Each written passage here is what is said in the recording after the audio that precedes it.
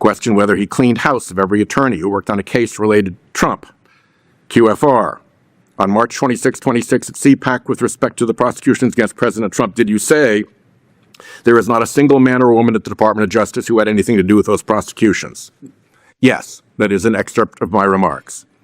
On the same day, in response to the question of how many of those investigators have been canned, did you say over 200? Over 200 either left before we came in because they knew it was coming or were fired. It's a pretty heavy load to come into this committee under oath and accuse a senator of absolutely false claims. In my exchange with Mr. Blanche last week, let me say what I said, and let me tell the committee what his response was. Here's what I said.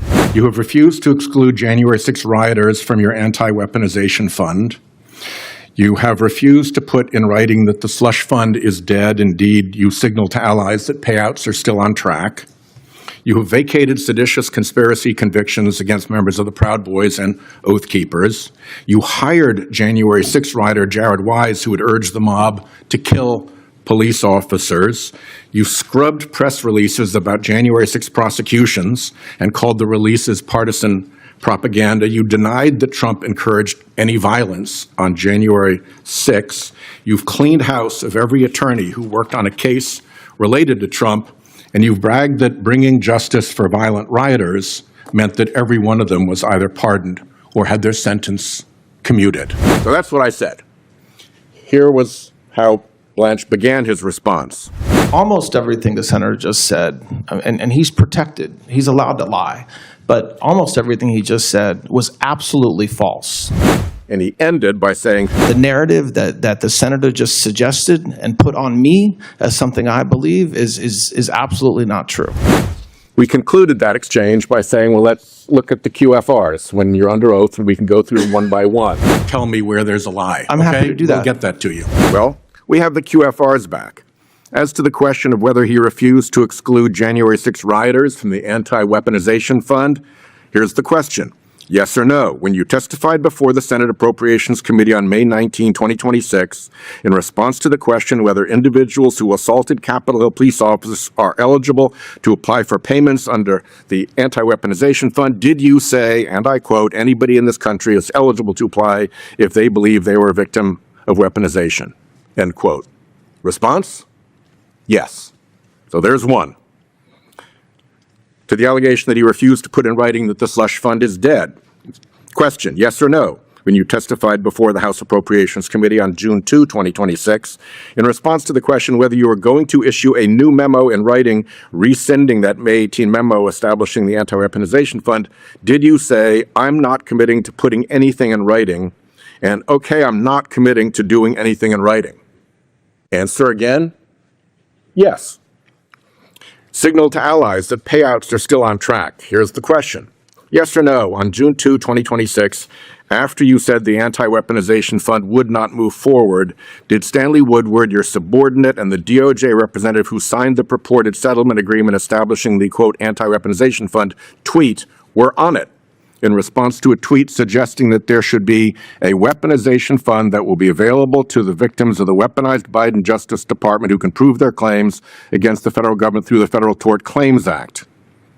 Again, he said, as I testified at my confirmation hearing, the fund can only operate through action by the department, namely the appointment of commissioners, the creation of a claims process, the transfer of funds and payments. At my direction, the department will not take these steps. But the point was about the Federal Tort Claims Act, which he again failed to deny, failed to show any falsehood or lie on my part.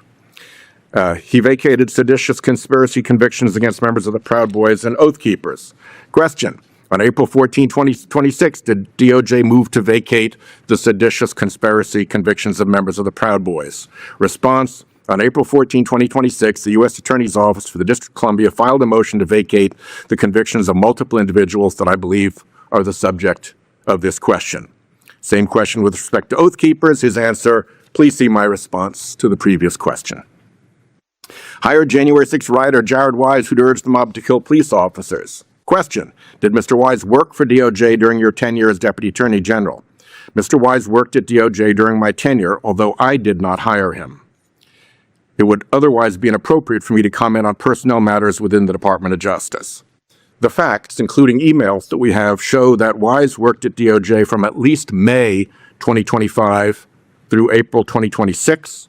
Mr. Blanche was confirmed as the Deputy Attorney General in March 2025. The hiring of Mr. Wise happened under the tenure of Todd Blanche. It's hard to imagine that you can say, I did not hire him. Of course, the Deputy Attorney General doesn't hire people personally, but that evidently was the point he was trying to make. Moreover, during that time, did Mr. Wise at any point have the title of Senior Advisor in the Office of the Deputy Attorney General? Response, yes. During that time, did Mr. Wise at any point have an email address associated with the Office of the Deputy Attorney General? Response, yes. To the scrubbing of press releases and calling them partisan propaganda. Question, did DOJ during your tenure as Deputy Attorney General or Acting Attorney General remove from its website press releases on prosecutions related to the January 6, 2021 attack on the U.S. Capitol?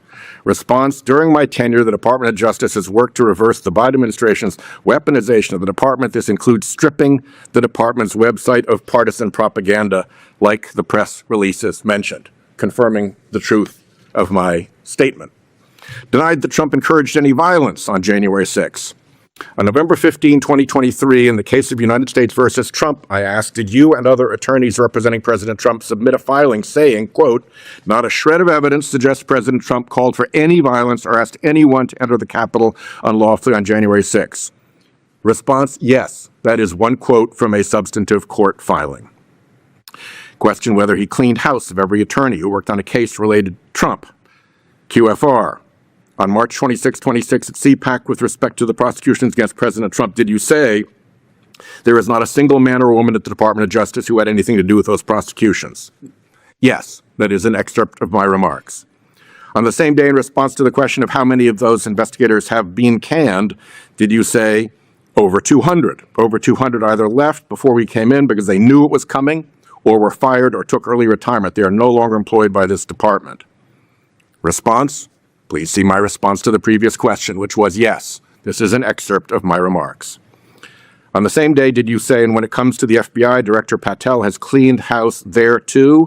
There isn't a single man or woman with a gun, federal agent still in that organization, that had anything to do with the prosecution of federal Trump.